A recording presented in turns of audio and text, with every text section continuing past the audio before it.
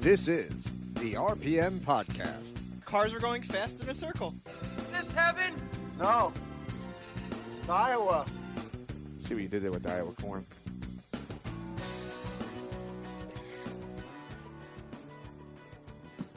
And here we are, episode 130 of the RPM Podcast.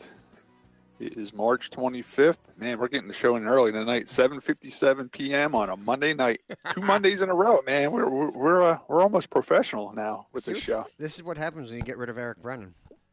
Well, Eric Brennan got rid of us, I think. And Sam, we're gonna put Sam's picture on the back of milk cartons. We don't even hear from Sam anymore. Supposedly, Jeff Lane harassed him to make the poster for the Talladega party. Well, that's a good sign he's still alive. So. But Jeff Lane told me that, not Sam. So I mean, I don't know if Sam actually got the message or not. But yeah, it'll be fun. It looks like we're gonna do another live show for that. Hopefully everybody's available. Scott's probably gonna be running an Enduro somewhere, but. What is the date on that? Do you know? I have to look it up. Yeah. I'm Scott Riggleman. I'm at the Edge of Divorce Motorsports Studio in Manchester, New Jersey. My brother Tim Riggleman, he's up in his little studio in Farmingdale. We haven't quite picked out a perfect name for that studio yet. And Josh Matthews is down in Waretown and Matthews Family Studio.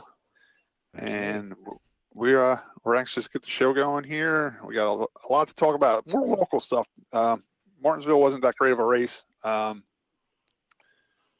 I personally didn't get to see Martinsville. I was racing over at Grandview in Outlaw Enduros series on Sunday, so I didn't see much of it. But I did listen to NASCAR. I did NASCAR satellite radio today in the tow truck. I did catch some highlights, but there wasn't many to catch.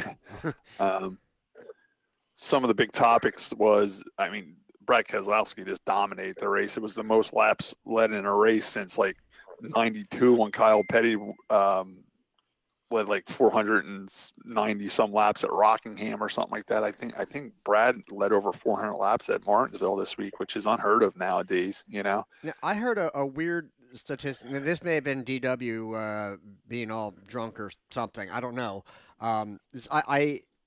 It seemed like it was a stat, and then it was an oddly specific stat afterwards, like they corrected it. Something about Chase Elliott has not led a lap since Martinsville with the Denny Hamlin incident. But then somebody was like, well, he hasn't led a lap at Martinsville since then. They must have figured out that he led a race somewhere else, you know what I'm saying? So it was a weird thing. But that also but maybe he led a couple laps some other time, but he's not. Great, he got his win in and all that, but that was one of the highlight clips I saw. They did show Chase Elliott passing Brad Keselowski at one point of the race. He seemed like he was the only one that had anything for him, which was good to see a Chevy running that good. He was about the only Chevy that ran good, you know. Scott, that's a Sunday, April 28th, just so you know, for Talladega. Oh, on a Sunday? Yeah, I should be free then. Should be. I'll have to check the Grandview Outlaw Series schedule, but they're actually. Well, I'll touch base on that later. But the Outlaw Series is actually going to have a lot of Friday night races under the lights at Grandview this year, so not as many Sunday races. So I should be free with that. Real quick to touch on the Talladega thing, I saw somebody else, one of the NASCAR groups, post that they were all excited to have their ticket. They're taking this big trip to Talladega for the first non-restrictor plate race in how many years? Who knows? I think they start restrictor plates in 91, something like that. So do you have any predictions for how that's going to pan out? They still have a restrictor plate. It's just a tapered restrictor plate. People just don't get that, you know? So what does it change? Does it give you a little bit more? More throttle control. Okay. Thank you, Tim. That's what they said. Like, so when you let off, you know, when you get back on it, the car doesn't bog down. It picks the speed back up quicker. Okay. But the top speed will still be slower than without a restrictor plate. So they'll still be in a pack. They're trying to give you the best of both worlds. They're trying to keep the car slow, but be able to have the driver where he can work the throttle a little bit more. That sounds like a good idea. We're going to see how it pans out. I'm not going to – in that type of racing, I'm not really well-versed like Scott, who's actually driven at Daytona. Yeah. But yeah. Anyway, so Tim, I think you said, was it you that sent a thing of how many hot dogs they were going to sell? Yeah, they were. 70,000, right? Yeah, they were talking about it during the race, and they estimate that they're going to sell 70,000 hot dogs, which, if you placed them end to end, would go around the track 12 times. Yeah, I saw that. uh, And then one of the crew, I was either Jeff Gordon or Darrell Waltrip were saying one of their crew guys or something ate 37 hot dogs in a weekend. That was the record that they knew of. wow. Well, once Eric Brennan makes his way up to the big leagues there, announcing and all that, he might be able to smash that record. But yeah. So, moving on from that, I saw an article. I didn't get to read the entire thing. I was at work, but Kurt Busch was going to be avoiding the 17 at all costs. Did you guys see that? Yeah, him and everybody else, I think. It sounds kind of like a factory stock race. Same number too. Other than that, I didn't hear much going on. I mean, there was some bumping, sure, but it didn't seem like there was any major excitement during the race. Did you guys hear of anything? No, I didn't. I'm a little disappointed in the fans too because I heard there was a lot of booing after the race, and they were even throwing beer cans and stuff on the track, and it's just not the right way to handle something. Sometimes races just aren't. You know what? And when I go to a race like that and somebody's that dominant, because I'm a racer and I know how hard it is to be that dominant, I kind of just sit back and enjoy that guy being dominant because I know the work that goes into it. I mean, me and Timmy grew up watching Richie Evans dominate races, and everybody loved it. You know, back then it was like, man, that guy's great. He's awesome. We've seen the best race car driver in the world. You know, he just dominated that race. Now people get mad if you dominate a race, you know?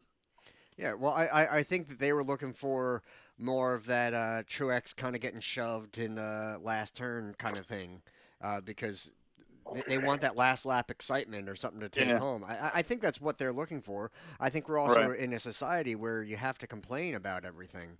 That's what it seems. I don't want to get on the bandwagon of everybody's offended by everything, but I think it's instead of trying to find the positives, it's all about trying to find the negatives and who can find the most negatives.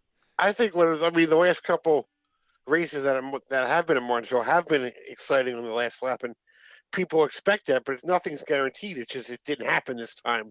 Everybody was waiting for it, and it just didn't happen. You know what I mean? It's not going to happen every single time. No, with a bump. Well, that's a bump and run. Racing is a gamble. Every race is a gamble in every way. From a driver, from a team owner, from a fan, everything is going to happen as it happens. You can't plan it out. You can go in there, hyping up a rivalry between two drivers or something like that. They may not even cross paths during the race. So I don't know. Now, you were talking about a lot of fans booing and some being unhappy. There was some beer throwing. Somebody threw a beer at Keselowski. I saw. I watched the video. They said someone threw a beer at Keselowski, but it almost hit Daniel Suarez as he was walking down pit road. So people don't know if they were throwing it at Daniel Suarez or Brad Keselowski. You know, I don't know. It's just weird that someone threw beer at Brad Keselowski. Usually they do that when someone wrecks somebody for the win or something like that, not just because they dominated a race. I don't know. It's kind of crazy. I don't understand why people would do that. You know, it's those redneck race fans that I don't know. Anyway, the Xfinity race. Kyle Busch won. No, truck race.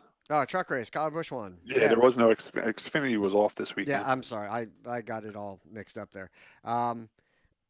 So the new stat is that Richard Petty is 1 win away from tying Kyle Busch. I saw that. And that's not true because if you're counting all Kyle Busch's wins, if you want to count all Richard Petty's wins, he's got 206 because he has 5 on the West, on the old Winston West series. Yeah. He's got 5 there. And he has 1 in the convertible series. So really he's got 206. So really Kyle's still 5 races behind him. You know what I'm saying? Yeah, I think you were talking about dominating before, and I think we've mentioned it before on the podcast that at some point, like after Kyle retires, because everybody hated Jeff Gordon for so long. A lot of people hated Dale Earnhardt. A lot of people hated Darrell Waltrip. I mean, uh, I think that at the end you're going to see all these "Thank you, Kyle," things painted on the walls, just like you saw for Jeff Gordon when Kyle finally retires. Um, I just think that's what's going to happen because you're going to realize that he did dominate and he was a hell of a driver. Um, I if you can complain about him going and beating the little kids and stuff like that, fine. But Scott, before we started recording, you said what about the three championships? No one's ever won all three championships. No one's ever won the Truck Series championship, the Xfinity Series championship, and the Monster Energy Cup championship. A couple people have won two of the three. Greg Biffle being one of them. He won a Truck Series and he won an Xfinity, but he never won the Cup. Bobby Labonte, he won the Cup championship, This and is he in the won same the year, Xfinity correct? championship. What's that? In the same year? No, just ever. Oh, Ever. okay. Okay. Yeah, no, not in the same year, just ever. There's nobody's been able to win all three championships ever, all different years. Bobby Labonte won the Cup Series championship and he won the Xfinity Series championship, but he doesn't have a Truck Series championship. So, Okay. Which one doesn't Kyle Busch have? Kyle Busch doesn't have a Truck championship. That should be easy enough. Well, He that's can what I'm saying. He can do That's that why. when he's 50.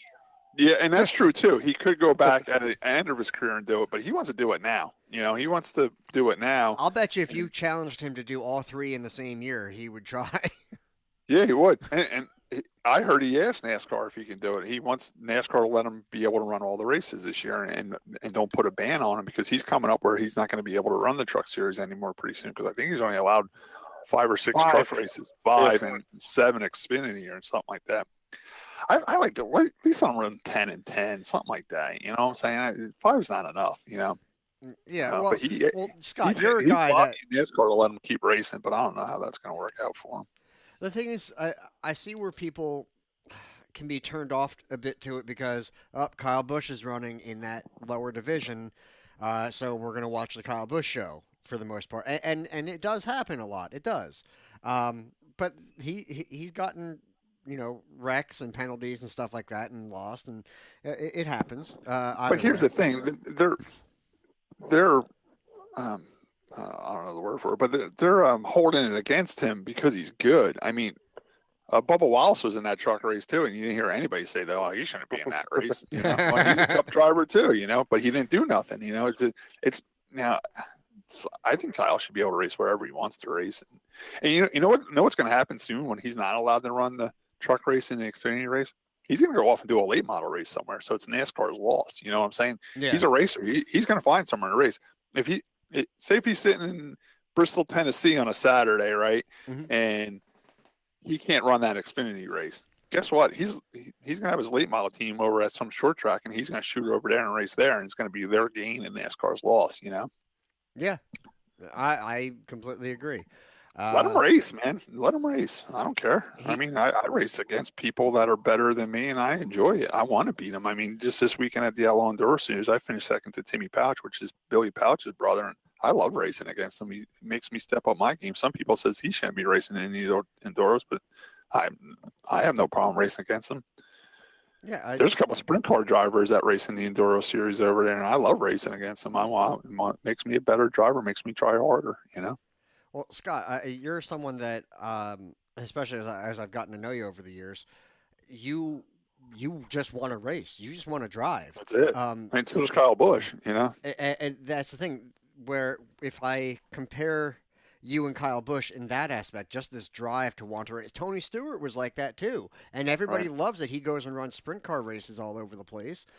Why shouldn't they love that Kyle Busch wants to keep racing? And you know what? If he wasn't winning so much, it wouldn't be a problem. People are just sick of seeing him winning. That's what it all stems to. You know what I'm saying? Just let the guy race. He's not going to keep winning them all. You know what I'm saying? I mean, Cole Custer beat him a couple weeks ago, and that was huge for Cole Custer. Now he can say he beat Kyle Busch. Yeah. You ask these. It's the fans that don't want Kyle Busch in the race. You ask these competitors; they all want to race against him. You know what I'm saying? Yeah, I think they like you said, you put somebody that's incredibly good up there, and it gives them it makes it tougher. But I mean, if Kyle Busch isn't in the race, it's not like they're getting handed a win, but it's certainly, like you said, makes them step up their game a bit to try to beat them. And we talk about it all the time in races. There's so many factors. I mean, Kyle Busch ain't going to win them all because sooner or later something's going to break on his truck, or he's going to get a penalty on pit road, or he's just going to have an off day. Yeah. I mean, I kind of wish motors blew up more often. I know Eric Graham has that complaint too. Yeah. I mean, not that I want my engine to blow up. I mean, I know what it can cost. Well, no, you're right. I mean, the cars are getting pretty much indestructible, and that's another reason why the races aren't exciting. I mean, back in the day, at least somebody would lead for a while and blow up, or you always had that in the back of your mind. Well, it's not over till it's over because you can have failure. Now it's just like cars don't break down like they used to. But someone did lose an axle. We haven't seen that in a while. I think it was Ross Chastain who lost an axle. I think he lost one well, not him, but that team that lost one last year. Remember, they went that stretch where people were losing axles, Yeah. You were talking about that thin aluminum plate. Yeah, the end cap there. Yeah. I think it's called a drive plate or something like that. I forget what it's called now, but drive flange or something like that it's called. But yeah, it did break again. It broke off, and the axle did come out and it did soak the track down with gear oil. So there was one failure there. But I mean, even the brakes are good now at Martinsville. Before they said the brakes are $20,000 for that race. They talked about that. But that's what it takes to have brakes to last 500 laps at Martinsville, I guess. That's kind of like Formula One brakes, where how much do their steering wheels cost with all those buttons and everything? Yeah, it's like a computer. Yeah. So I don't know. Now a couple things for the truck race. Ben Rhodes finished second. Ross Chastain finished fourth. That's a pretty good run for him. I mean, I know he was up there fighting for the lead for a while. A lot of trucks had a lot of fender damage and bumper damage. That race was pretty exciting because those guys there were still 100 laps to go, and they were racing hard. They were starting to swap paint already. Like, they didn't wait for the end of the race to start moving people out of the way. They were doing it towards the beginning of the race. That was, from what I saw of the truck race, a lot more exciting than the Cup race was. But there again, because it's shorter, you know what I'm saying? Yeah. It's a shorter distance race, so they got to go. I know people are traditional. They love that 500 number, but I'm ready to see the Cup race at Martinsville get cut to like 250, 200, 250. I think it'd be more of an exciting race, A little bit of local flavor with Ross Chastain finishing fourth in the truck race. Former street stock racer at Wall Stadium, Phil Gould, is now the crew chief of that truck. And he really, with Phil going over there and being hired as the crew chief, he really stepped the performance of that small team up. And Ross Chastain's having an incredible run with that truck. I mean, when I was watching it, we had it on in the garage while I was working on Nancy's car. And every time I checked over, Ross was always in the top five. And for a while, he was running second there for a while. And I'm not sure, but he might have won a stage. I think he won one of the stages. So, I mean, great for Phil Gould. I mean, people, back in the early 90s when I was racing street stocks at Wall Stadium, Phil Gould was there. He raced the number 8 Camaro. He was always fast. He was always fun to race with. He always worked on his own stuff, always built on his own stuff. And I'm still friends with Phil today. I do see him when I go to Dover. I was surprised that he left Roush Racing to go to a smaller truck team, but it's paying off for him. He's making that truck team a front runner, and Ross Chastain's doing a great job in it. So good job, Phil and Ross. I think it's partially a team effort because you can have a good driver but bad equipment and everything, and when you get the right combination, the right chemistry between the guys, and the right dedication and everything when they put that truck together, I mean that's where everything comes to light. So right. you can't save a team necessarily with just one good driver or anything. So right. it's now, cool. The Martinsville truck race is usually one of the races. Say, like, if you're trying to get into NASCAR, you get approved you got to go there first. It's a smaller track, yeah. Was there anybody just local names that were in that race? They did turn a lot of trucks away. There was 41 trucks, and that's the only downside about Kyle Busch being there. Some of the there might have been a teenage kid trying to make his first race there, and that's what happens. Like, when I looked into moving into the top series, is one of the things is you have to run a half mile before you can run a mile or a mile and a half or whatever. So that being Martinsville. So, and it's early in the season. So every kid that's trying to get approved by NASCAR goes to Martinsville, or any driver that hasn't been approved for a bigger track tries to go to Martinsville and qualifies, because if they go there and run well, then they're automatically approved to go to a bigger track. Right. So that's the only bad thing about Kyle Busch and Bubba Wallace being in that race. It might have bumped some kids out. There were a few first timers there, but they spun themselves out and things like that. I remember. I can't remember the names off the top of my head, but yeah, there was a few new guys. I didn't notice any local, names. I didn't see Hirschman out there or anything like that, if that's what you're asking. But I mean, Stuart Friesen is a local guy, and I just want to touch base. He is leading the points in the truck series. He ran very well at Martinsville. He was actually really good. He was up front all day. I was invited to go down to Martinsville with Kevin Ayers. He's on the Stuart Friesen team down there. He wanted me to go with him. Me and Nancy go with him, leaving like Friday, or I think he left Friday morning, took his motorhome down, went to Martinsville for Friday and Saturday, and then they left Martinsville on Saturday. Him and Stuart Friesen, they left Martinsville on Saturday and went and raced a Brett Deyo modified show at Port Royal on Sunday. So that's pretty cool. That sounded like a fun race weekend, but I had my own racing plans. I had a race at Grandview on. And that race, that dirt race you were talking about, they had a huge car count. They actually sent top name drivers didn't qualify for that race. That was a huge race. I don't know who won. Yeah, I'm not sure who won either. I will say Stuart Friesen finished fifth in the truck race. So, yeah. I mean, just a good showing and being right there and proving himself. So, that's great to see. I bet you Stuart Friesen's hoping that NASCAR says no to Kyle Busch running the whole truck series, that's for sure.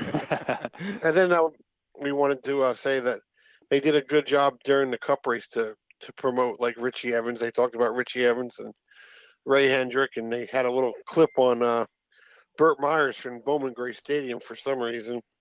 But they got some local people in on the national TV time. Tim, do you have any wins at Martinsville as a spotter? Did you ever win with John down there or Jimmy or anybody? No, I might have the hot dog record, though. Do they give grandfather clocks away for the guy that eats the most hot dogs down there? I don't know. Should give him some Tums. What is your best finish down there as a spotter? Oh, I don't remember. I've spotted for John there a couple times, and I spotted for Eric Rudolph there a couple times. I don't remember. John had to finish in the top 5 at some point. It was cool. I was there for the first race under the lights ever there. Yeah, I remember that. That was cool. Do you wish that's one of the tracks that the modifieds would go back to? No, I've been there, done that. I'd rather go somewhere new. Okay. I mean, I wouldn't mind it, but I'd rather go somewhere different. Would you like to see a bigger track or more banking or just something different? Something different with history. Okay. How about Richmond? Would you like to see him over at Richmond? We were at Richmond. I spotted Richmond. But yeah, I'd go back to Richmond. Actually, the modifieds are racing there this weekend. But it's not a tour race. And I'd like to go back to Jennerstown. Yeah, Jennerstown's a nice track. I would beating a dead horse, but I would like to go to North Wilkesboro, but that's probably never going to happen. Anywhere I haven't been is fine with me. Did they ever run Nazareth? Yeah. Oh yeah. I spotted there a couple times. John finished second there a couple times, I think. Never won, but I almost got to go there back in high school for a kart race. Speaking about Nazareth, I posted that link, I think, on the RPM podcast. Mm-hmm. There was just some guy there was not too long ago. The track itself can still be saved if you watch that video. I mean, it needs a lot of landscaping, and it's still savable. It's a shame that it's sitting there. We'll call Hartwig. He'll landscape that thing. I tell you what, though. I mean, when places are overgrown like that, it's amazing how fast they can clean that up with the right type of machinery, bulldozers, and backhoes and brush hogs and all that stuff. It cleans up pretty quick, man. It's more just patching up all the trenches they dug across the track. That's they can fix them real quick too. You know, I mean, they dig trenches in streets every day. They'll come in the morning, put a gas pipe in, dig a trench, and backfill it, and put pavement right over top of it, and be done by 3 o'clock. You know what I'm saying? Although the pavement isn't always the smoothest. And but nor does it have to be. Just look at it, get something going, you know. I would love to go there, and I would love that track to come back. I mean, my hopes aren't up for it, but I don't know. It's just a neat track. It's something to do other than Pocono. Well, I mean, this is not on our show, Doc, but if we want to talk about lost speedways in Pennsylvania, me and my brother did a little lost speedway thing. Did we talk about this last week or no? No, we didn't. I actually wanted to. Good call. We did a lost speedway thing. My brother actually went on a tow with me. We had I had to pick up a Porsche in what town was that, Tim? Gilbertsville, Pennsylvania, which is right down the street from the big track. If you were to pull out of the big track at Pocono and get on 115 South, where 115 South meets 209, there's a car dealership right there. We picked up a Porsche there, and oddly enough, it was for Wayne Corbett's father. Do you know who Wayne Corbett is, Josh? I clean his pool. Do you really? Yeah. Do you really? He's a Jets football player. 88. Yeah, 80, number 80. Sorry. Yeah, he and it was funny because I picked the car up and the guy asked me to pick up the paperwork and it came with a temporary tag and everything. And I looked at the back of it and I said, "Oh, Wayne Corbett. Oh, wow. Wonder if this is the same football player." So we get the Porsche loaded up. I get in the truck with my brother. I'm like, "Hey, look at this. You know who that is?" He's like, "No, who's that?" I said, "He was a famous Jets football player, and I think it's him." So then I take a picture of the car on my flatbed and send him a text saying, "Hey, I got your car. I'm on my way." He's like, "All right, the gate code for the gate to get in is I know 8080." Yeah. So I'm like, "Oh, that's the same guy," you know what I'm saying? So it was pretty cool. And we got to talk to his father. Tim talked to him for a while, and he's a proud father. He said his son played in like 208 NFL football games, and he went to 205 of them. He said he missed 2 on the West Coast whenever they played Seattle. He didn't like going to Seattle because it was a pain to fly into, and it was a long flight and everything. So he never went to the Seattle games. And the other game he missed was the 9/11 game, after the first game after 9/11 when the Jets played at home. Okay. They made a deal not for his father not to go because Wayne Corbett said, "Listen, Dad, I'm going to go play the football game. I have to be there. If something crazy happens there and the place gets blown up and I get killed, I want you to be alive to take care of business and take care of the families and everything like that." So they kind of like split up, conquered and divided and conquer or whatever. Yeah. Luckily, nothing happened. So that was the only 3 games he missed. And the other reason why Wayne Corbett is so famous, I know this is not racing and we're getting onto the football thing, but he is a local guy. He wasn't drafted. He was a walk-on. He tried out for the team, walked on, and he made it. And he ended up being one of the best Jets players. The father told us, right, Tim, there was over 1,600 players that ever played for the Jets, and only 40 of them are in the Ring of Honor, and he's one of them. So that just shows you how good he was. And he played hard. I remember he was a great player. He would go across the middle and take hits and give hits and everything. So it was pretty cool. Just pretty cool. And when you own a towing business, you get to meet people and hear stories. Dad's a huge car guy too. So his dad was a huge car guy. Well, he said he was in the Corvettes. Right now, he's going the Porsche route. Yeah, he said he just wanted to try something different, and he liked that Porsche. I don't know. He just liked the way it looked. So anyway, I told my brother. A Chevy guy. They have like a Suburban. He was, yeah. Yeah, right. Yeah, he's a Chevy guy. He found his Porsche and it was black, and it was the one he always wanted, so he bought it. Anyway, me and my brother always, Tim, how many times did I cross the center line because I was looking in people's backyards looking for old race cars and stuff? I'm bad at that. Whenever I'm in a town and I know there's racetracks around, because we were between Mahoney Valley, Evergreen, Pocono, so I always stare in people's backyards and try to spot a racing trailer or a car or something. And we did. We seen some Enduro cars, some demo cars, some race car trailers. And I said, "Hey, Tim, you know what? Google that Borger Speedway, because that was right in this area and that's closed down. Maybe we can go check it out and see if it's still there." My brother's family's into kart racing, and he was looking for a fire suit for his daughter. I said, there used to be a kart shop there, too. I know the racetrack's closed, but the kart shop might still be open. So my brother Googled it, and he found it.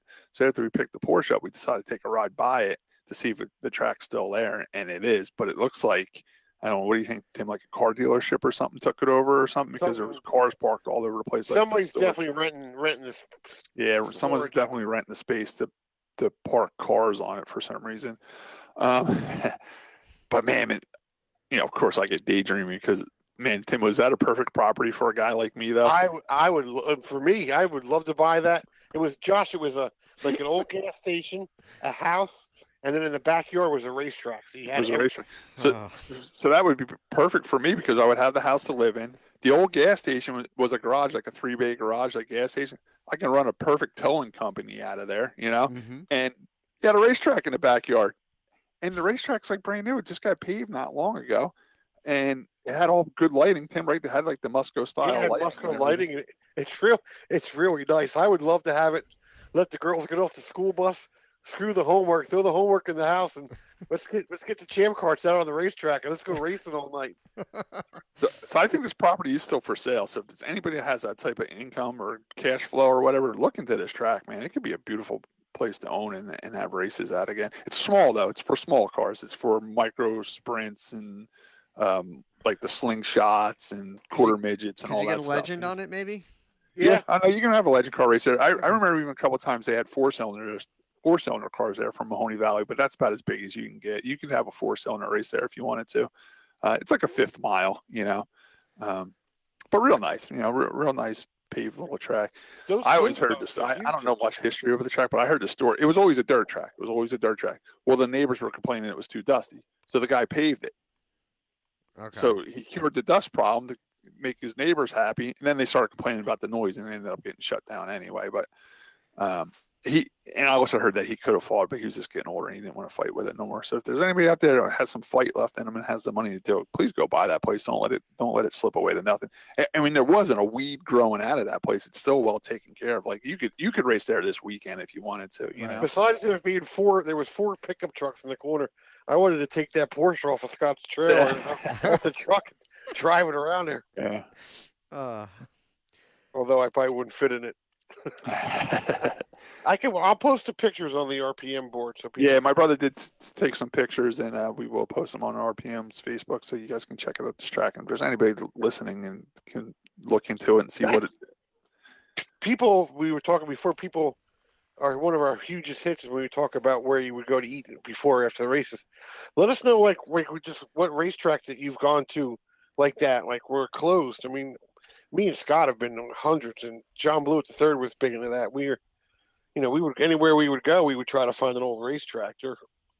Unfortunately there's more closed racetracks than there are open, so I'm sure people have visited some of them, have pictures. I'm stores. I'm hoping sometime this spring I'm going to go hike Amatol, so that's something to do. Yeah, yep. I mean, you can still see it from satellites and all that. I mean, it's a good opening in the trees, so it hasn't completely been taken over. It's all dirt, but yeah. I actually think they cleared that track one time and had like a reunion day down there. That's why it's still cleared. There was another small paved track. I think it was out closer to Atco. Yeah, this track was close to Atco. That's the one they cleared. There is a track. There's a paved track. Now people probably get mad at me that I'm not sure I'm 100% know what I'm talking about. But Atco Speedway, there is an Atco Speedway oval track. It's not far from the drag strip. Yeah, that one I know they had a reunion at, and they drove some cars around. It's still there. Yeah, it's still there. But now there's a lot of trees growing up. It's funny you say that because there's a track out in Pennsylvania called the Circle M Ranch. It's a closed racetrack, but every year they clear it and they have the vintage car clubs there, and you can bring race cars there and they do laps and everything like that. I think that's April 28th, and I think it is. I think that was one of the things I was going to try to go to, but if we got to do the Talladega show, I got to do the Talladega show. Well, actually, what about do they still do the Hinchliffe Stadium? I don't think they did that last year. Okay, they might have. Doing that for a while, getting some. I never made it to that one either. That was always like a Labor Day weekend or something like that. You know? That and it's I don't know where you park. I mean, I know parking's brutal there. That's like when they were talking about opening it up for racing again. It's like you had to like basically pit on the street. You know what I'm saying? Like, but if you did go there with a race car for that car show they have there, or just Memorial Day or whatever you want to call it, half the place was a track, and the other half they had the race cars pit inside, like park inside. So they gave them some room. Right.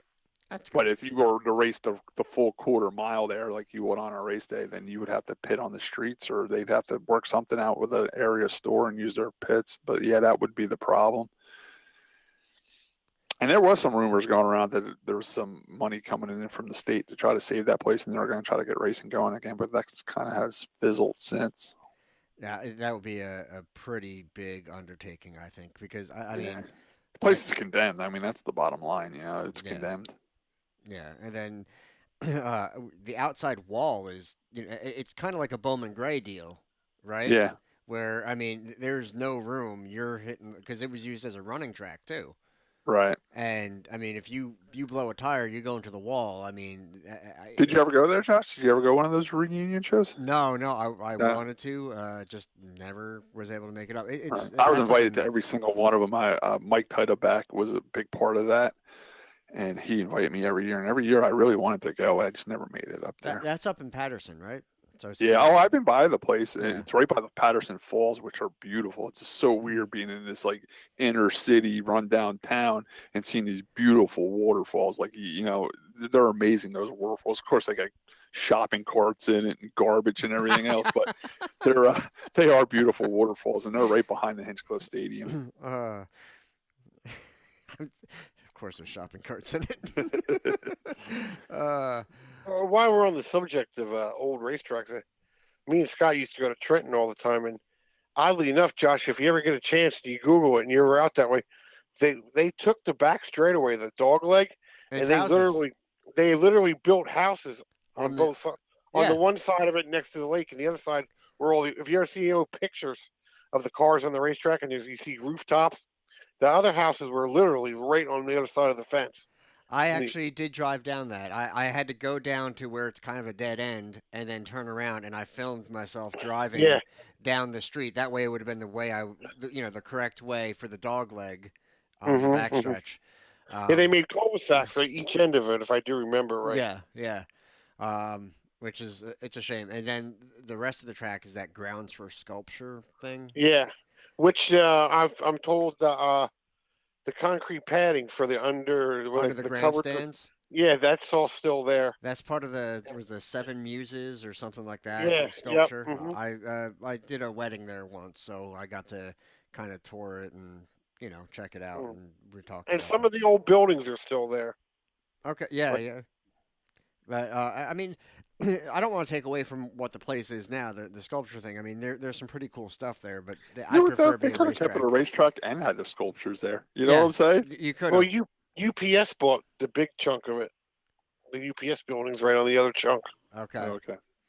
But yeah, I mean the lakes. Supposedly, Hovanian bought that, if I remember correctly, and then he never did anything with it, and then somebody bought it from him, if I'm not mistaken.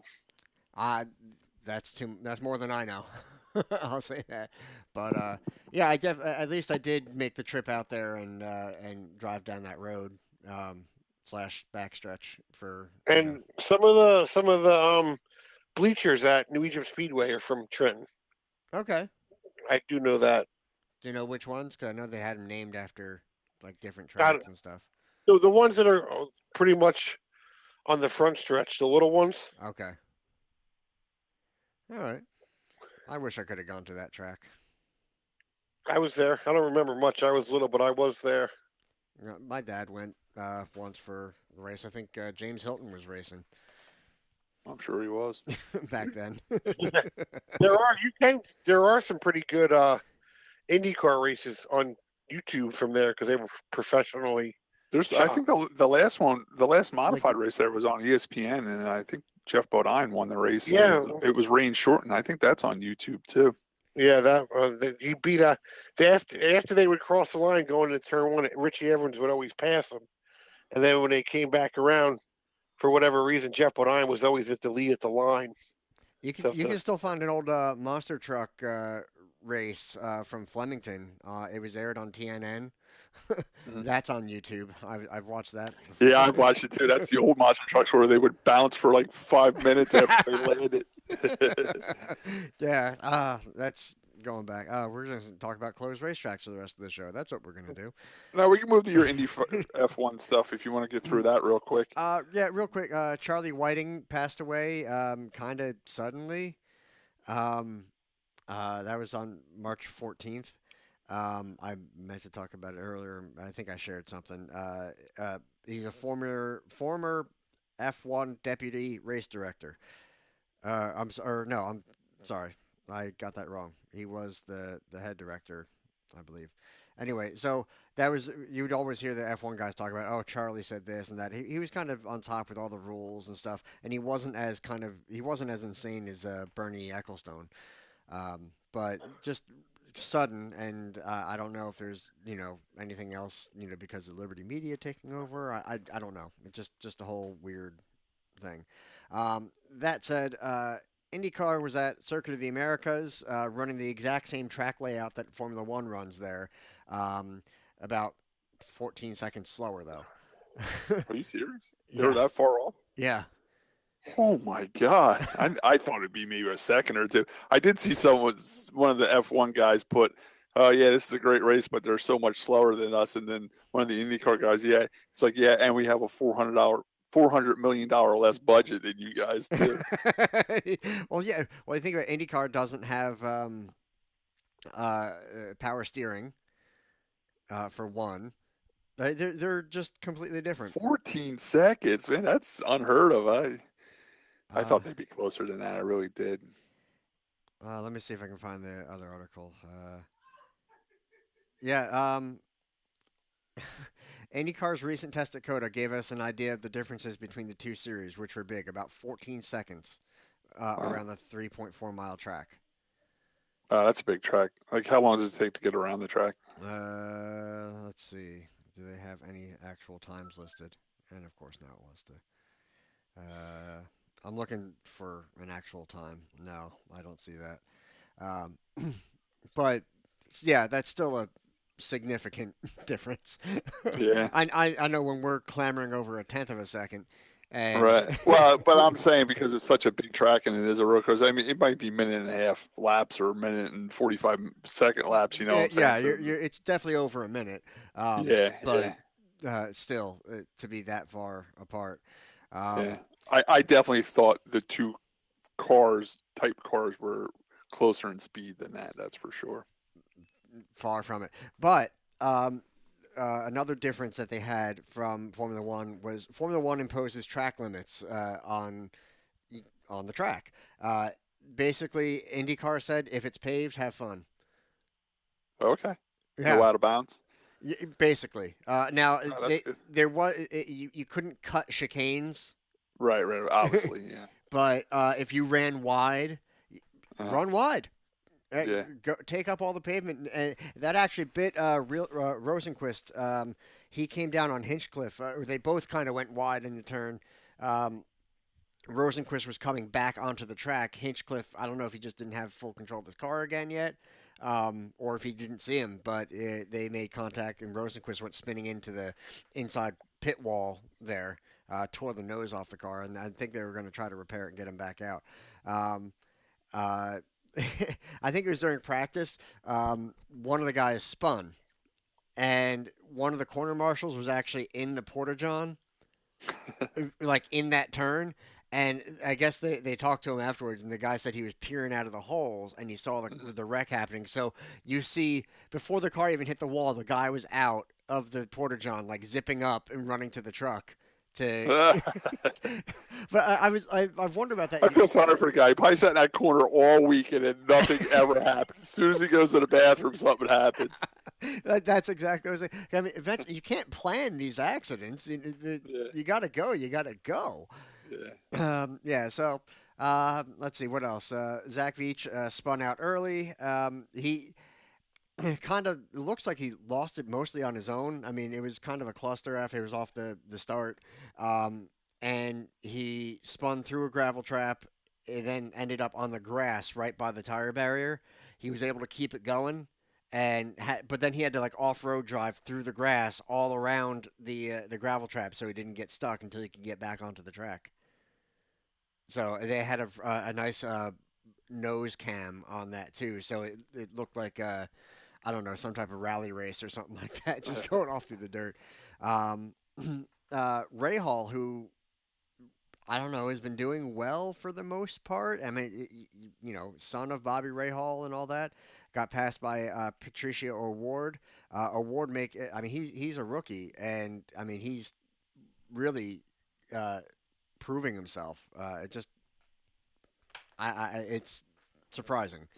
But he put on quite a good show. There's a few really good battles there. And then Scott Dixon had there was contact, and it was actually under review. But if you look at the replay, Dixon and I forget who was battling. They were fighting for position, and they were coming up on some lap cars so fast that they ended up three and a half wide, and it was completely a racing incident. It was just a couple guys trying to fit into the same spot, and it didn't work out. But it was overall a pretty exciting race. Definitely better than the Cup race at Martinsville, if you ask me. Just the amount of contact. But it was a lot of fun to watch them on that circuit. I hope that they're going to be back there. How was the crowd and stuff? Did you see the crowd? Were both grandstands full? Did they have more than 2 grandstands there? Yeah, they have a pretty good stretch of grandstands on the front stretch, and it wasn't nearly as packed as you'd see for F1 or anything, but there were some people there. It wasn't their worst crowd, so I'd take it. Honestly, I was still surprised how many people went to the Pocono race last year. Any Ferris wheels in the? I did not see the Circuit of Ferris wheel. America? I wasn't looking for it. I'll be honest. I kind of, dropped the ball on that. I didn't remember seeing it. Well, I still love that weird tower that they have in the center. It has all that red piping going up to the top. It's almost like a air traffic control tower. Oh, On really? the front stretch. What do they use it for? Do you know? Is it like a spotter stand or? I think it can be used for spotters, but it's also used just for I mean, you can whatever higher ups and stuff can go up Okay. there. It's kind of a viewing platform novelty. Oh, cool. But I think I have seen spotters up there. I think it's honestly kind of meant to compete with the tower at Indy. Right. It's a completely different style, but just having a massive, obnoxious, it's a measuring contest. Right. Kind of thing. Now, after you watch this race, and NASCAR's always looking to spice up their schedule, do you think that's a track where the Cup cars can go to, or do you think it's just designed for open wheel, where the Cup cars want to put a good show on there? I'd like to see them try it, but Yeah. I don't know. I don't think anything's going to compare to Watkins Glen for NASCAR. Like IndyCar can go to Watkins Glen and it can be a good show, but I think that maybe the Circuit of the Americas is a little bit more designed for open wheel Right. racing than the tin tops, as they call them. I don't know. I'd like to see it, happen at least once, and you can change the layout or the configuration too. But it's really open. I mean, there's a couple of sausage curbs that could kind of mess them up, but I just see them going single file, Yeah. and maybe a couple late dives and somebody locking them up or whatever. But even Sonoma, at least you have that funky turn 11 or whatever. You got a couple I don't know. I just think it's definitely geared more towards open wheel or even motorcycles and such. All right, I got to ask my standard IndyCar question. Where did my buddy Marco Andretti finish? Oh no, I'm slacking. I'm absolutely slacking. While you're looking that up, I just want to touch base on the winner of the race. It was actually Brian Herta's son, right? That won the race. Yeah, Colton Herta. Is this his first win? Yeah. That's good.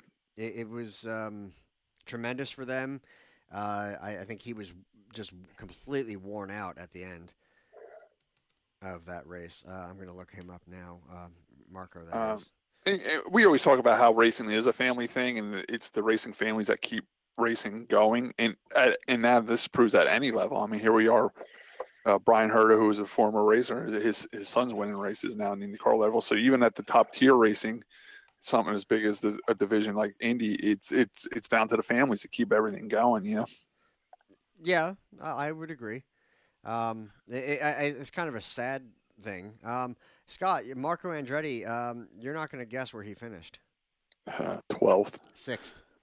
Oh wow! Yeah. I'll have to break out my Marco Andretti T-shirt tomorrow and wear that proudly. Colton Herta, Joseph Newgarden, Ryan Hunter Ray, Graham Ray Hall, all had a good showing. Um I'm trying to see. Will Power. Oh boy, he did Yeah, not have a good he day. had something going on there, right? Yeah, he came in for a pit stop. I mean, he had it covered. It was basically his race to lose, and he went to launch off from the pits, and the car wouldn't go. It was Oh almost Jesus! like a broken input shaft or something with the transmission or the drive shaft. Um, they tried resetting things in the steering wheel, hoping it was a. I heard somebody say, "Oh, it's a bad fuel sensor. Try hitting this," and then it still wouldn't go. Willpower said vibration felt like it was something physically went or failed in the car. So that was a tough day for him, and that was actually one of his calmest interviews I've ever seen. I really didn't flip out. He usually has a temper when things go bad. No, no, he actually seemed he was a little animated, but he was more disappointed than angry. Right. So Where does IndyCar go next? that is a good question. Um, That's why we need Sam. Sam yeah, looks I that stuff know. right up. Tell me about it. Or we can try your Alexis again. That was fun. We're gonna have to try to do that again, Josh. That'd be cool to have that thing. Yeah, I don't even know if it's plugged in at the moment. What's it Should called, be. Alexa? Alexa. But Yeah, I mean, you don't have to do it now, but one of the shows we got to get that going. We'll call it Sam and everything. Sam, what is IndyCar's schedule? All right. While you're looking that up, we're gonna get going to local here. A good friend of mine and Tim, we raced with this guy at Flemington. He was pretty famous for having Big Ed's Barbecue as a sponsor. Roger Leandro. Unfortunately, we just found out today he passed away. His brother posted on Facebook. There were two brothers like me and Tim that loved racing, and they raced together. They had a car together. I did race with Roger at New Egypt and Wall Stadium, but I mostly raced with him mostly at Flemington. They enjoyed going to Flemington a lot. There were two brothers that just raced and had fun. I mean, I was at Flemington one time, and Roger flipped over the wall and came in laughing. Like they were always smiling. Yeah, they were just a good group of guys to race with. They were just one of those race teams that were happy to be at the racetrack racing. God, I wish he was still alive. I bet he'd have a couple of good stories where to eat before and after the racetrack. But, they love to eat. They always bragged about their sponsor, which is Big Ed's Barbecue. They're still in business too on Route 34 up there, up towards like the Matawan area. We recently started talking to the Leandro brothers again on Facebook when Nancy started racing and ran. Her car number is 89, and so was theirs. So they always message us and say that they were following Nancy because they're sharing the same. We were running their old number and stuff like that. Just sorry to hear that Roger passed away. And I just wanted to pass along to everybody that Roger passed away. It was a cancer, I believe, too. Yeah, and I guess he wasn't really telling many people because some people on Facebook were like, yeah, I talked to the guy like 3 weeks ago. He never said nothing about cancer. So he's one of those guys that battled it by himself and maybe just knew it was real bad because I heard he found out he had it in like August and he already passed away. So it happened pretty quick. That sucks. Yeah, it does suck. So IndyCar, just so you know, is going to Barber Motorsports Park next, and that the week after that they're going to be at Long Beach, but without the celebrity race.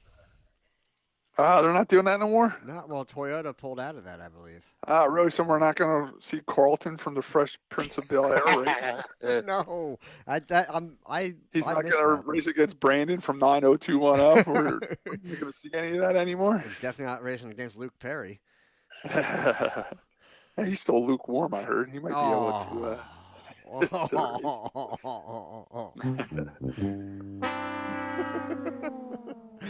All right. Anyway, where's Bar Motorsports Park at? Alabama. Is it really? That's Was it called something else at one time? Let me see. It was built by now I'm Australian. By Alabama native George W. Barber, includes 230,000 square foot Barber Vintage Motorsport Museum. Oh, wow. Yeah. Did you ever land planes on the back straightaway full of marijuana? Oh my god. No, that only happened at Road Atlanta, right? Yeah. Allegedly. Allegedly. Oh my goodness. All right, well, back to local. Next one was on our list was me. I had a great weekend of racing. I really did. Saturday. What did I do Saturday? I worked on the race cars all day Saturday. Man, Saturday was crazy. I wanted to get the Nerf bars made for Nancy's car, and I put the windshield in because Henry was coming Sunday. Henry O'Neill from O'Neill Graphics came into the letter race cars on Sunday, so I wanted to get the windshield and everything and have the holes cut for the Nerf bars and all stuff like that. So I worked on her car. It took me longer than I thought. Man, those Nerf bars take forever. The hard part about doing Nerf bars, the hardest part for me is cutting the holes through the door to line up with the mount. You know what I'm saying? Yeah. It's a measuring game, man. It's tricky. I did do 8 holes, and 7 of them came out perfect. The 8th one, we were about a half a hole off, so I had to do a little butchering for that one. But I thought you were going to say you were half a case in at that point. Oh, but that took longer than I thought. So then I wasn't loaded up or nothing for the Enduro race that I was going to Sunday. And I realized late that I didn't have any spares mounted up because I took my 4 Enduro spare tires and mounted them on stock rims when I went to the Greg Biffle race. That's what I raced on when I went to Greg Biffle's house to race. Okay. In the last minute, I realized, I'm like, well, I ain't got no spares. But then I'm like, well, who cares? I'll run stock wheels up there. But the problem with that is the holes are too small in the rims because I got racing studs in the Enduro car. Yep. So I'm like, well, I can drill the rims out, but then I'm like, then I couldn't use them on a stock car again. You know what I'm saying? So last minute, I called my Uncle Danny, who lives up in Howell, who has a tire machine. I say, I got to run up there. We got to mount 4 tires before we go to race tomorrow. So, I mean, I didn't get up to him till like 9 o'clock at night. It took us like an hour to get all the tires mounted. I didn't get back here till like 11. So this I is said, what well, I'm talking about. Scott's drive to race is just incredible. He's like, so then I'm like, then I get back at 11 and I'm like, I'm too tired now. I mean, I've been out in the garage. I went out in the garage like 10 o'clock in the morning. I was out there at 8 o'clock at night and then ran and mounted tires till 11 o'clock at night. So I got home real late and then we had to leave here at 8:30 to be up there in time. The driver's meeting was at 12. And if you get there after 12, you don't draw for the race. You got to start last. So I want to make sure I was there by 12. It's a 2-hour ride. I had to pick up one guy up in Jackson. I had to get fuel and everything. So I got up like 5:30 in the morning, went outside 6 in the morning, started loading everything up, airing all the tires up, getting all the stuff together. I mean, I got great neighbors. I started my car up that has headers on it. Now we're allowed headers in the Enduro series. I started that thing up 7 o'clock in the morning to load it on the trailer, and not one of them complained. So it was a busy day. Sunday was a busy day, but man, what a beautiful day. The weather was great, wasn't it, Josh, on Sunday? It was gorgeous. Absolutely gorgeous. It was perfect racing weather. Even out in Pennsylvania, man, the sun was shining. It wasn't hot. It wasn't cold. It was a touch breezy, but not too bad. Beautiful day for racing at Grandview. And we had a good turnout up there. We had 23 big cars. They had like 19 or 20 4-cylinders. They had a bunch of junk cars for the junk car race. There's people in the grandstands, and it was just a nice day of racing, and had a lot of fun up there. I started 5th. I definitely wasn't the fastest car up there. Lee Allen was flying up there. I mean, he had me a lap down by like lap 50. But now, unfortunately for him, he broke a rear gear. That seems to be something that happens to him. Yeah, well, it happens a lot at the. It happens a lot at Grandview because the track gets ruddy and gets real bumpy. But that's why I back off a little bit. That's one of my secrets indoors. I run the car about 75-80%, where these other guys are going like 3 wide open, and they just don't seem to make it to the end. You know, I'm not saying that's what Lee Allen did. I mean, unfortunately, we got to run the 7.5 rear. We can't run the big rears in these cars, and it's abuse on them, and it really beats them to death. You know. A lot of other guys dropped that. I did have an embarrassing moment after the race. They actually pulled me in the victory lane. I thought I won, and I was counting cars off. You know, Josh, when you're out there in the doors, you kind of pay attention to who's where and what's going on. You know, I try to, but I'm going to be honest. When I finished 3rd in that snow race, I had no idea I finished 3rd. Lisa told me like, "Oh yeah, you were in 5th at some point." I was like, "Really? I was that far?" There was one you and I were running. I think I was actually up to 2nd, and Eric Graham even said to Lisa like, "He has no idea that he's in 2nd right now," because I was still running it like I was in last. Right.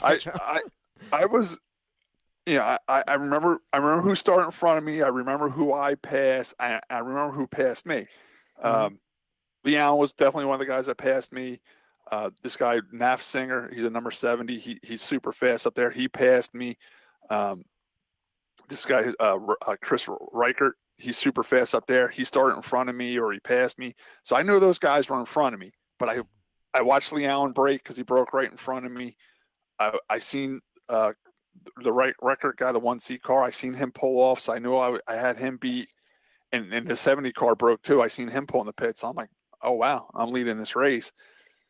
So when the race was over, I'm like, I won this thing because they threw the checker flag when I was going under, and I didn't see anybody else around that I haven't passed, a few times, So I'm like, wow, I won this race. And then out of the corner of my eye, seeing Timmy Pouch. I'm like, ooh, he passed me early. I didn't see him ever again. But then he pulled into the pits, like when the race was over. You know what I'm saying? So I'm like, oh, wow, I won this thing. So I'm going on the front straight away, and they pull me in the victory lane. And then they say in the radio, like, no, Timmy Pouch, number 5 car, please report to victory lane. You won the race. The reason I saw the checkered flag and never saw Timmy Pouch on the track was because he was only about 5 or 6 car lengths behind me getting ready to lap me. Oh. You know what I'm saying? Yeah. So, I never argued it or nothing like that. Even my crew guys were like, no, he never dropped out. He never pulled in. He's like, he won the race. So it was a bittersweet. I mean, I had to pull in the victory lane. I had to pull out, it was a little embarrassing, but whatever. It was for a minute there, I thought I won the race. But to leave there, I mean, with 23 cars, and man, they're so fast there, Josh. Those guys are really good into that Outlaw and Enduro series. Mm-hmm. So for me to start the season off good, finish second, second in points now, of course, because I finished second. And, we're talking about Kyle Busch before wanting to run for the points for that. Now, I looked at the schedule. I don't have a conflicting date there until September 28th where I conflict with Wall Stadium. So I'm definitely going to keep running up there and keep running Wall and see where I'm at, because unfortunately last year I screwed up. I was running second in points up there last year, and I chose to go to Wall on September 28th. Ironically, they had a race the same day. And I chose to go to Wall, of course, because I was third in points there. Okay. And Timmy Pouch was leading, and I'm like, yeah, I have a chance of me beating him slim. Not slim to none. I got a chance of beating anybody, but he's good. You know what I'm saying? So yeah. I'm like, yeah, I'll stick with Wall. That was my original plan. My sponsors, I have sponsors for Wall. I don't have sponsors for the dirt or not like that. And unfortunately, I got home that night. So the first thing I do is check the Outlaw Enduro series, and Pouch dropped out of the race, finished 15th. I'm like, man, I should have went up there, but it didn't work out. And for a while there, I was going to try to do both that day last year because it was supposed to be a 1:00 race at Grandview and then Wall Stadium course races at night. So I was going to go to Grandview with the dirt car and have somebody at Wall with my asphalt car and, go around Grandview and then shoot over to Wall Stadium at night. But then they moved it to a 6:00 night race and they were all happy up there. They're all bragging, oh, cool, we get the race under the lights. I'm like, yeah, but that screwed me, So like I said, I'm racing up there again this year. A lot can happen, and I'll see where I'm at in the points. That's how I play it, and we'll see what happens. But, man, Josh, you got to get your car done and do some of this dirt racing. It's so much fun, man. It's just like the old Neats Enduros at Sunday. Yeah. The Outlaw Enduro Series is the old Neats division. It's the same guys. When Joe and Aaron decided to start a family from Neats, a couple racers took it over, renamed it the Outlaw Enduro Series. Since then, the racers didn't want to run the series no more. They wanted to go back racing. So the guy that runs the Blast from Past Vintage Car Club out there, he was always on the card with them. They share the track that day. Yeah. With the Enduro Series. So there was nobody to take the Enduro Series over. So the vintage car guys need the Enduros to split the cost with them for the track for the day. Okay. So the president of the Blast from Past Vintage Club, which is a cool club too. They race old dirt modifieds and stuff. Right. He took it over. So he has the vintage club and he has the Enduro Series. And let me tell you, they do a great job. They keep the show moving. They have a very professional driver meeting. They have great officials. It's just a lot of fun to race for. I mean, I didn't go to the banquet last year. I think I had a wedding or something to go to. Plus, I finished 8th in points because I missed that one race where I was at Wall Stadium. So I really didn't think I was going to get anything or, Mm-hmm. Plus it was out in Pennsylvania and stuff like that. So I didn't go. I show up there Sunday, sign in to get in the pits, and they're standing there with a plaque since Tim couldn't bring a trophy home from Myrtle Beach. At least I bought them. They gave me a nice plaque Oh, as I wow. showed up at the gate. Yeah, as That I is showed really up at the nice. gate. So, yeah, so it's cool to have a plaque. Well, this is my dad's memorial paint scheme I did for him after he passed away. So it was cool to get a plaque. I got a plaque for 8th place in points. I didn't go to the banquet, didn't buy a banquet ticket. A lot of local tracks around here, like if you don't go to this show banquet, up, yeah. if you don't show up, you forfeit your money and your trophy. They shocked me. I signed up in the gate. They're like, "Oh, you're here. We got your plaque from the banquet." Okay, great. They gave me a beautiful plaque.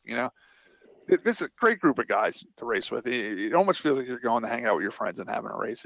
They're really fun. Pappy Herman, he's the tech guy. You probably know Pappy from the Enduros you did at Evergreen. He's the older guy that wears the overalls and is the tech official. Okay. Same tech official there. Always Okay. welcomes me, opens arms.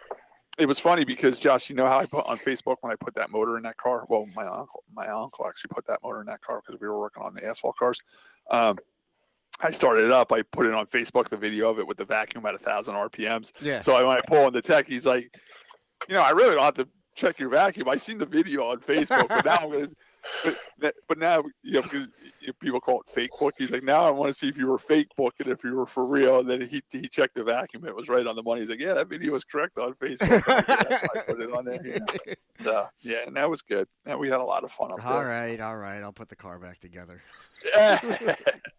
And I'll tell you what, man, it just doesn't. That's what's cool about enduro racing. You don't have to be the fastest car. I mean, I was literally a lap down, and I still finished second because it's an enduro. You just got to survival. You got to make it to the end, And Josh, your car's always made it to the end, So almost, yeah. So I just think it's something you should really look into. Actually, I was thinking the other day about when I was running every week, how I would start back farther, and all of a sudden, like on the third restart or something, I'm in like 6th. I'm like, wow, I'm up here already. I'm not that fast, but I guess I was good enough, and I was avoiding all the commotion. And Grandview is really not that far, Josh. I mean, I'm 160 miles, but not even. It's like 2. I'm 160 miles to Evergreen Speedway. Mm-hmm. Grandview is 100. So you save an hour there, you know what I'm saying? We left my crew chief George Reynolds' house 9:30 in Jackson. We were at the track by 11:30. Wow, that's not bad. Well, you've been to Motorsports, right? Where we did the podcast from a couple years ago. Yeah, it's only 20 minutes up the road from there. Okay, that's not too bad. Yeah, that was about 2 hours, I think. So I should be able to do that. I got to replace the axles on my trailer. That's one thing I have to do, and get new tires for that thing because they are so dry rotted and. That's just regular maintenance that has to be done before I can safely go anywhere. But it's in the works. We're gonna try to save up some extra money this year and while we're on the enduro topic, we just want to touch base. This weekend coming up, March 30th, our buddies up at Evergreen Speedway on March 30th are having an enduro. They usually have the 4-cylinder enduro and an 8-cylinder enduro.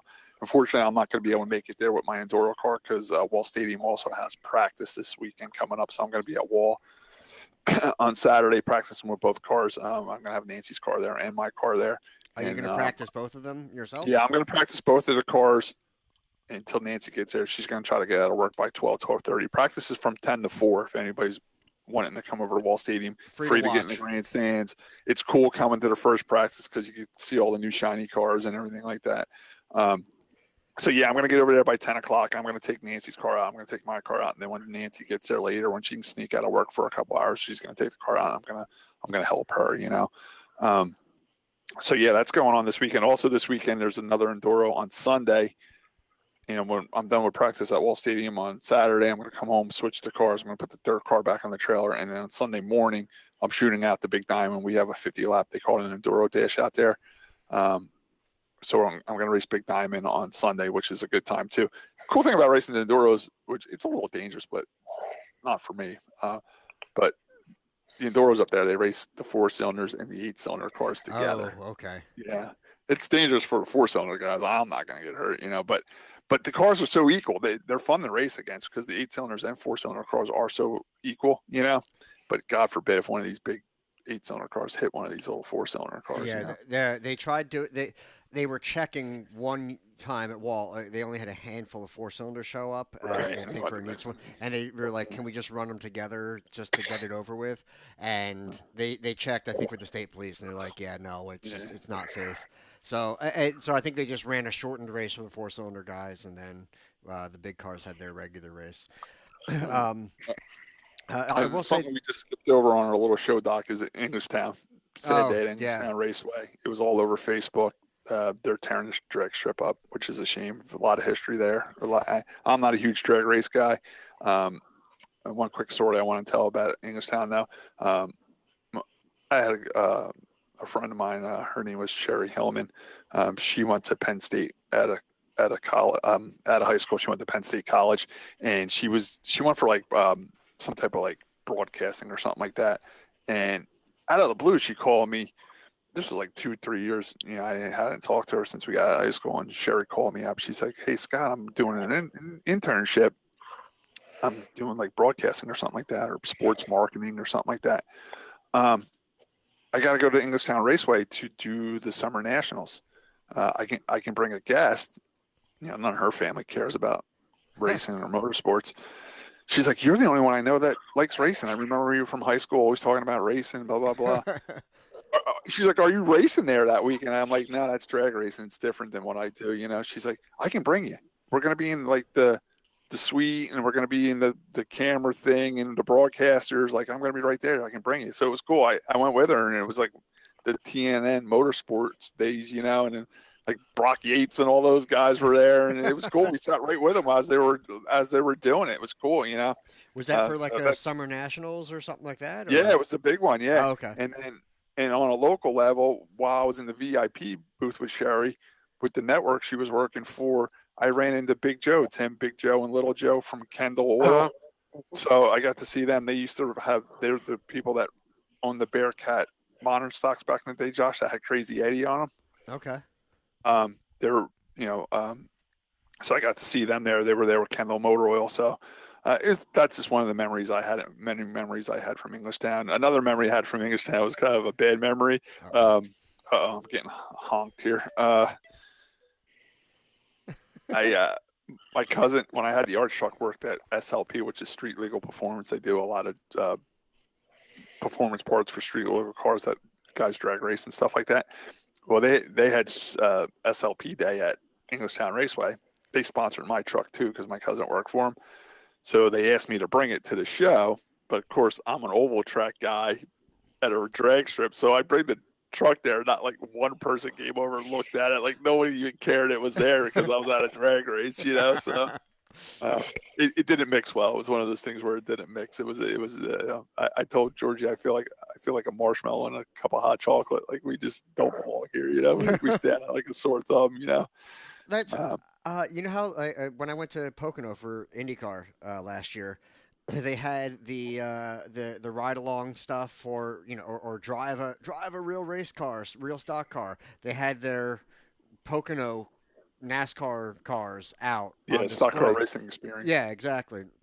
And it did get a little bit of attention, but you're talking about a lot of like open wheel fans. I mean, it's the more casual people that were there. Like, oh, this would be interesting to take your kid to. I don't know. I went and checked them out, and then I was particularly interested in the seat belts because I kid you not, they were more than 5 years old. Yeah. And I mean, I know that you're not as likely statistically to get in a crash with one of those, but then again, here you are. You're in Pennsylvania. There is no rules out there. I thought they had 5-year rule. No. I know New Jersey's too. I thought Pennsylvania. New Jersey's too. Now they don't have nothing because I always sell my old belts to the Pennsylvania. Oh man, All right. Now, as far as the drag strip goes, are they still going to keep the motorcycle in the road course? I always heard yes, but I kind of lost track. Josh, what have you heard? I haven't heard anything. As far as I know, karting is still there. The motocross is still there. The road course is still there. Right. And they still have the lake and, of course, the airport. Why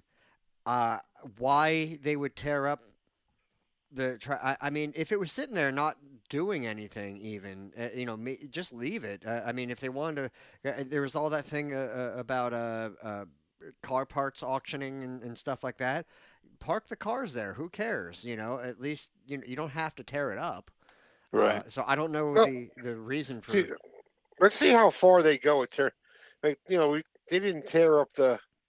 I mean, Remember those yeah. I mean, the pictures we saw building- ripping a guardrail out, big deal. You Yeah. can change that every day. And maybe they're not going to tear the stands down or the back part of it down. We'll see how far they go with it. Yeah.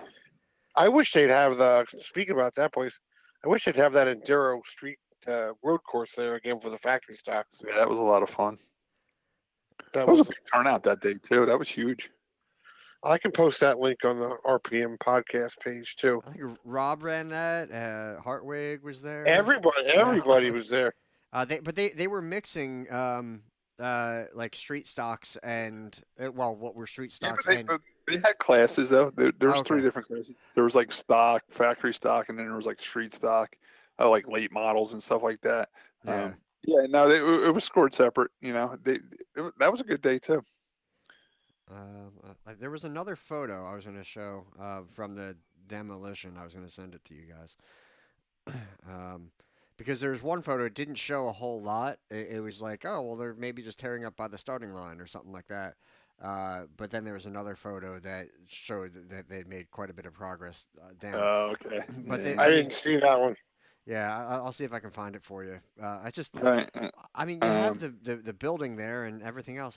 I mean, I'm curious as to what they're gonna do with that land at that point. If They're going to fill it with cars. I heard Copart or IAA took it over, and I tow for those guys. They're huge. There'll be 5,000 wrecked cars in there. They're so huge, Josh. They fill places up like that, like there's no tomorrow. I mean, that's basically what's at, I think, Texas World Speedway, the old Texas track in Texas. These companies are huge. They're going to fill that up with so many cars. Wasn't that a sister track to what was it, Las Vegas or something? The Texas World Speedway. That was before they made the Texas track. It was an older track. Okay. Another thing, New Egypt always has this problem. They always try to start these races too early in the season. They had to cancel again for wet track conditions and bad weather and stuff like that. So unfortunately, New Egypt's not getting their schedule started as soon as they wanted to. I just want to touch base on them. Hopefully the weather turns and gets better so they can get some racing in. I mean, my brother Tim. Well, I mean, Wall's starting a bit earlier too this year. I mean, practice in March and all that. Yeah, but they're asphalt, Yeah, well, I'm just saying that they had so many rain dates rainouts last year that they're trying to maybe extend it a little bit or maybe just up their chances of having a race that actually happens. So, I mean, if New Egypt was just trying to get it early, but we've had so much. We've been absolutely. I mean, I don't blame New Egypt for scheduling races early because, like I said, we went to Grandview the other day and it was a beautiful day. You just don't know, so you have it on the schedule, and if the weather's great, good, you get an extra race, and if it's bad, you just cancel it. So you got to try it because you don't know what the weather's going to be like in March and April. Right. My brother Tim, he's heading south again. He's going to bring us a trophy home this time. Tim is going to South Boston. When's the last time you were at South Boston, Tim? 2 years ago. Eric Goodell ran the last Wheel and Southern Modified Tour race was there. Oh, okay, all right. For the season anyway. So the season, we did good there. I'm actually looking forward to going back there. Because a lot of guys that run the tour now haven't been there. We've been so long since the Northern Tour's been there that Eric's got a little track experience on some of these guys, so kind of going there. We got our foot in the door there. So. I don't know if it's true or not, but I saw a picture and it said tickets are only $10 to get in for this race. It said pre-order $10. Oh, pre-order's $10. I wonder what it's going to be the day of. But man, $10, and there's a big late model race there too. Man, that's a value ticket there. So I'm hoping that place is packed. And the late models are huge there. The late model races are huge there. Do you remember what the grandstands are like there? Do they have a lot of grandstand seating there? Yeah, that's pretty good. I know you spot on the corner there. You spot like on the turn there. It's a little weird. Is there a pit road there? Yeah. Yes. All right, well, good luck down there, Tim. And once again, they got a strong entry list. There's 33 cars on the entry list. So I think it's going to be a great race. It's on Fans Choice TV again. We all love Fans Choice TV, so tune into that. It's on Saturday night, Tim. Yeah, I actually watched a race from Fans Choice TV like 2 nights ago from Arizona. Oh, really? Yeah, it was good. Was it a free one or was it a membership one? That was free. Okay, cool. And one thing I wanted to touch on. I don't know if you guys seen today on social media. People were saying that Kenny Wallace had a heart attack, No. and then he tweeted out. Well, no, the Kenny Wallace that had a heart attack was at the race I was at. Oh, okay. People thought it was. Yeah, no, Kenny there Wallace was a Kenny Superstar. Wallace. There was a Kenny Wallace at Grandview who had a heart attack. He flipped his 4-cylinder car and then ended up having a heart attack. That was all the prayers for that. Yeah, that was at the track I was at, and also Phil Levering, I think his last name is. He last lap between 3 and 4 in the last lap, he slams the wall and breaks his arm. Still makes it across the finish line and finishes second. That's a true racer. And he stopped. He knew it was broke when he hit because he literally went across the finish line and stopped on the racetrack. So yeah, two people got hurt at the racetrack I was at Sunday. That's an Armco barrier, right there. Dude, it's so covered in dirt. I don't know what's behind it. I actually think it's concrete. Yeah. Maybe coming out about the grandstands. Okay. So Yeah. anyway, It's been a while since I was there. The Kenny Wallace, the superstar Kenny Wallace, tweeted it. It was like 12:45. He's like, "I'm in my garage. I didn't have a heart attack, so it wasn't me." So. Yeah. No, it was Kenny Wallace that I raced with, in the Outlaw Enduro Series. He actually races in the 4-cylinder division. So I know the Outlaw Enduro Series Facebook page was sending prayers out to him. So get well soon, Kenny. Actually, I have a 4-cylinder I got to sell. We had 3 local girls up at the Speed Sport race car show up in Pennsylvania up by Mahoney Valley, the Miss Speed Sports show. Teresa Collins, Darianne McLaren, and Essence Knott. It looked like they had a lot of fun. I saw on Facebook page. I did see Darianne have a trophy, and Nancy did tell me what it was for, but I forget. So she did win one of the segments of the pageant. Teresa Collins looked awesome. Her dad put a video up. He went live when she came out on stage. She looked like she was having fun, big smiles. I seen Essence in a bunch of pictures posing on cars. So I was glad to see those 3 girls up there and go and do it. And they look like they had a blast. And I hope it's something they want to keep doing, I just want to thank those girls for going up there and representing Wall Stadium in New Jersey. I know it's tough going out to Pennsylvania and doing stuff like that. Being from New Jersey, number one, because we're an asphalt track and most of the tracks out there are dirt, and these sport expos out there, the race car expos out there are mainly dirt. I mean, there is asphalt stuff, but it's mainly dirt. So, they went a little bit out of their element and they tried something new, and I give them a lot of credit for doing that. And they both, all 3 of them looked gorgeous. And I just want to say good job to those girls and thank you for doing that. That was awesome. Yeah, the winner for Miss Speed Sport was Jenna Schatz.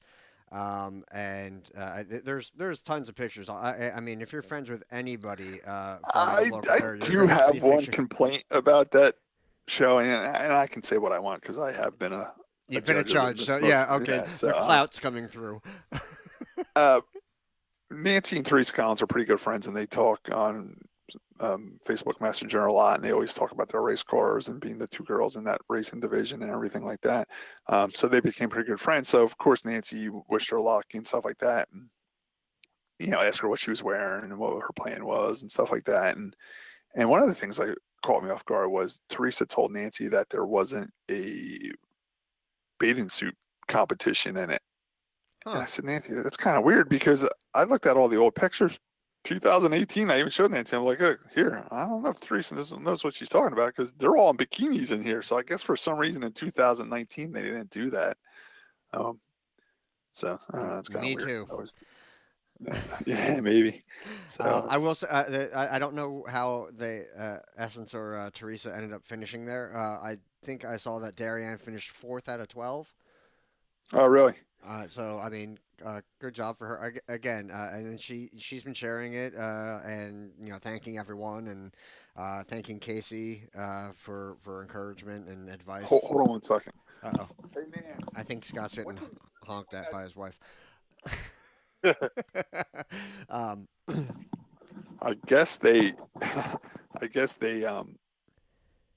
replaced the bathing suit portion of the show with best race attire, and that's what Darianne won. Darianne won best race attire. And I did see her come out in a fire suit with a helmet and all that stuff. So that's the trophy she got. She won for best race attire. Okay. Oh, yeah. Now I remember. Well, again, congrats to her, and thank you to all the girls for heading out there and representing, Wall Stadium and New Jersey. You know, it's a special state.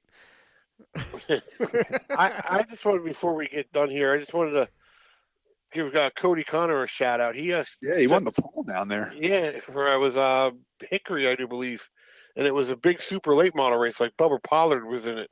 Yeah. Anybody knows anything Bubba Pollard's like the Richie Evans, the Kyle Busch, the Richard Petty of all rolled into one.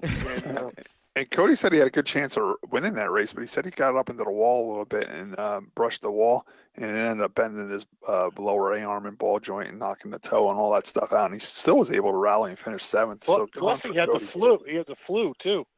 Oh, really? That flu's no joke, man. I had it 2 weeks ago, and Nancy had it last week, man. That thing is no joke. If you get that flu, man, go to the hospital and get some IVs, man. Yeah, he did good. I just figured a good job for him. Anybody doesn't know, his grandfather and his father and his uncle all were well-known racers here in New Jersey. And they're a small team. They run it out of their garage right at their house. It's Shannon Connor and his son Cody do all the work on the cars. They do it on a tight budget. So then to go and set fast time shows they have what it takes to run with these bigger teams, I love that. I love seeing the small teams win. It's an underdog thing. It's a homegrown racer thing. I just like seeing that. So with that, what have we? Well, I got. Oh God, Tim, sorry. Tim doesn't have to work in the morning, Josh. So he'll keep talking all night. I got a kiss butt here. Go ahead. It's beginning of the year, so it was time for the girls to try on their fire suits and gloves and helmets. So it came to where Bailey's fire suit didn't fit her anymore. And she was told by her mommy that she had to wear Alexis's hand-me-down because Alexis got a brand new fire suit last year. And lack of better terms, Bailey Quinn is like Jimmy Blewett and what's his name? The guy down south there. Tim Brown. Tim Brown. She's got to look good. She's got to have. She threw herself on the floor, and she's not going to race in nobody else's fire suit. So, luckily, Hot Pockets and his wife, Rosalie, decided to buy her a new fire suit. So, Mark Flores is actually bringing it home tomorrow. So, I just wanted to thank them. And she has a brand new pair of Alpine Star fireproof gloves that should be here tomorrow in the mail. So, she'll look good running fifth out there. I tell you what, you put the picture of that store up of the fire suit hanging in the rack of the store. Man, I'd love to go to that store. Josh, it's like it's Simpson's, factory outlet store, and it's got everything there. I love to go on there. It's like Willy Wonka's chocolate factory to a race car driver. Tim, have you ever been there? Yeah. It's cool. Well, they have all adult fire suits and everything hanging on the wall. They have what they have. It's just because it's in the what do you call it? Not the program, but the catalog. They may or might not have it there, but they may have stuff that's not in the catalog. Yeah, it's definitely somebody. You put that picture up, like, man, that place looks awesome. Well, speaking of looking stylish, Scott, didn't you get a new bag? Oh yeah, retro. Yeah, we talked about it last week on the podcast. Yeah, let me go get that real quick. Hold on. What brand was that? Do you know, Tim? Yeah, it's definitely Simpson. Okay. Back in the day, Simpson had everything was black and it had 3 colored stripes like orange. Scott will show you. And I actually had a Jamie Tomato. I still have it. Jamie Tomato jacket with that on there. Just to prove everybody that I do listen to this podcast as well, and I do listen to what we talk about. Two things I took from last week's show. I am going to get a notebook, and this year I am going to keep track of my racing. I'm going to write the date, the track, the division, where I start, where I finished, and most importantly, how many cars were in the race. Because that's always a big question. Oh, I finished second. Oh, yeah, well, how many cars? 8? No, there was 23. Oh, that's pretty good. Yeah. So yeah, I'm going to take my own advice. I'm going to get the notebook thing going and keep track of all my finishes and racetracks this year. Another thing we talked about, we talked about the Simpson retro bag. Simpson used to, when me and Tim were kids, they had black jackets with orange, yellow, and red stripes on the sleeves. Me and my brother used to think they were the coolest jacket ever. My brother had a Jamie Tamino one, still has the Jamie Tamino one. A lot of people in the local area would take their fancy jackets. Goodyear made them too. Goodyear had a very similar jacket. Cam 2 had a very similar jacket. They would get these jackets and they would take them to RKE Athletics in Belmar over by Bar A and get them embroidered and their numbers put on them. And Jamie Tamino sold a ton of them. People were buying them like crazy. My brother was one of the race fans that bought one of them. He still has that today. So we did notice a while ago that Simpson came out with the retro helmet bags, duffel bags, backpacks, and I bought one. And there it is. Look at that is so 70s right there. Yeah, it's I bought the backpack one, the backpack one, and that's what's cool too. On this, it looks like it's cool. The straps that go over your back. The reason I bought the backpack is, I get invited to Dover and Pocono and stuff like that with the NASCAR team, so it's good to put your stuff in. Everybody has a backpack on at these NASCAR races, and when you travel, if you go on a plane, it's a carry-on bag as well. Yeah. So, Alexis has a helmet bag like that. Oh yeah. They sell the helmet bag, the fire suit bag, and the backpack. I have all that stuff, so I wanted the backpack. So I took my own advice and bought it. I like that. Keeping it stylish. All right. Yeah. So with that, what have we learned today? I think it's safe. Tim, what did you learn? Nothing in particular, just that racing around here is alive and well. It's it's that time. Ball Stadium's going to practice. Uncle Scott's already raced a race. I do believe that Bridgeport, I think Doug Hoffman races this weekend, if I'm not mistaken. They had practice too last week. Yeah, so racing's alive and well, ready to go. All right, Scott, what did you learn? What did I learn? I'm so bad at this. I bought a notebook. You need a notebook just for this. I bought a notebook to keep track of my race, and now I got to buy a notebook to keep track of what have I learned. I didn't learn nothing. Okay. No, I know what you learned. You learned that the train did not go past Martinsville. Oh, we didn't even talk about the train. Yes, we forgot all about the train. We talked about it. It didn't go by at all during the race. We talked about that before the show started. Oh, okay. Well, just so everybody knows, we have a show before the show, and Josh is getting it confused. We talk a little bit, and we have a little meeting about what we want to talk about before we go on air, and that was before we went on air. Josh, Well, Scott's favorite train did not pass the. Yeah, track. I mean, three big things we talk about every Martinsville weekend is, number one, brakes. You always hear, are the brakes going to last on the race cars? Number two is the hot dogs. How many are they going to sell? How great they are? Blah, blah, blah.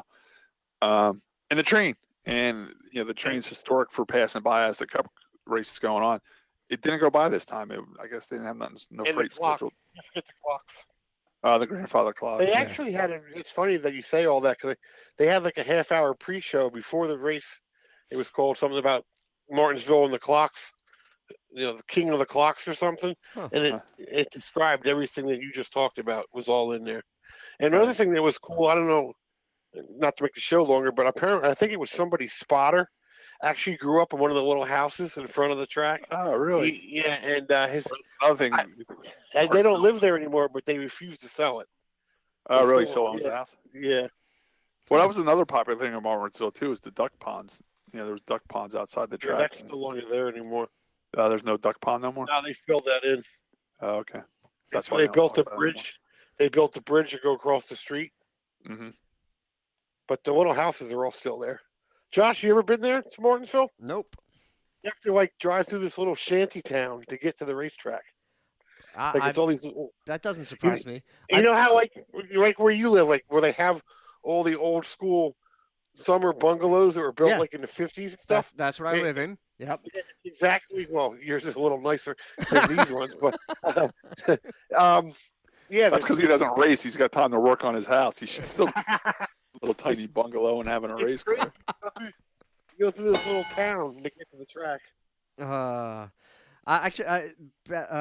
I remember going to Dover and there being some of the small houses near the track there, but I think they bought that property and brought it all out and bulldozed it and Couldn't you used to expanded. park in their yard and stuff? Yeah, yeah, Yeah. Where those little houses were, they charge like $5 or $10 to park right in their yards and stuff. yeah. Yeah. Yeah, that's going back, but I mean, they bought that property and bulldozed everything. But I remember, like, yeah, who lives in these small houses next to the track? And I mean, that's got to be cool, for the couple times that it gets used during the year. Anyway, so today that I learned that Scott knows Wayne Corbett, His father. his father. Sorry, I learned that Tim says, "Screw the homework, let's go racing in the backyard." Um, And I learned that Scott's a creep looking in people's backyards. Oh man, I'm the worst at that. I am. You know, how people are always say, drunk drive and text and causes wrecks. Race car spotting. I have a bad habit of looking for race car stuff in people's backyards, and there was a couple of times we were on 209 where you get off the Northeast Extension, and I crossed that center line a few times staring at people's backyard. My brother's like, "Man, you're gonna get us killed or kill somebody." I said, "Yeah, but there was 2 demo cars in that guy's backyard." Oh, I love it. Well, that should wrap it up for this week. We'll be back next week. Hey, maybe we can do it on a Monday. We're doing good. Yeah, I think so. What is it? It's 9:30 now. So wrap it up. So I'll be in bed before midnight, hopefully. We'll see how it pans out. That said, head to Wall Saturday. Check out practice. If you're in the Pennsylvania area, head to Evergreen. Check out their Enduro race. It should be a lot of fun. I'm going to talk to Ted Groh about maybe getting him to finally come on the show. Yeah, we'll see what happens. Scott, you want to take us out? Yep, we'll see you next week and go to Wall. Go to Wall.